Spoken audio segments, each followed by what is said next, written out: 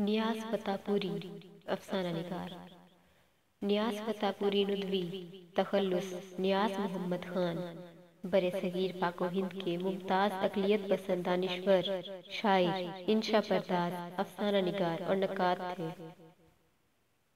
حالات زندگی نیاز سن 1884 میں یو پی کے ضلع بارہ بنکی میں پیدا ہوئے۔ مدرسہ اسلامیہ فتح پور، مدرسہ عالیہ رامپور اور دارالعلوم ندوۃ العلماء لکھنؤ سے حاصل کی۔ 1922 میں اردو کا معروف ادبی و فکری رسالہ نگار جاری کیا۔ ان کی علمی خدمات کے اعتراف میں 1962 میں بھارت نے نیاز کو پدما بھوشن کے خطاب سے نوازا۔ 31 جولائی 1962 کو وہ ہجرت کر کے کراچی آ گئے۔ حکومت پاکستان نے بھی نیاز کو نشان سپاس سے نوازا۔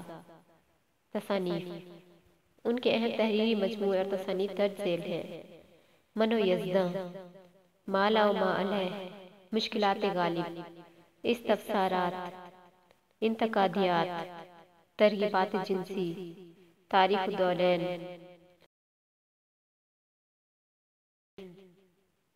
چند گھنٹے حکماں کی روح کے ساتھ، جذبات بھاشا، نگارستان، جمالستان، نقاب اٹھ جانے کے بعد، حسن کی عیاریاں اور دوسرے افسانے، مختارات نیاز، شہاب کی سرگزشت، ایک شاعر کا انجام، صحابیات، عرص نغمہ، مکتوبات نیاز، مذہب، محمد بن قاسم سے تک، مذاہب عالم کا تقابلی مطالعہ، شبنمستان کا قطرہ گوہرین۔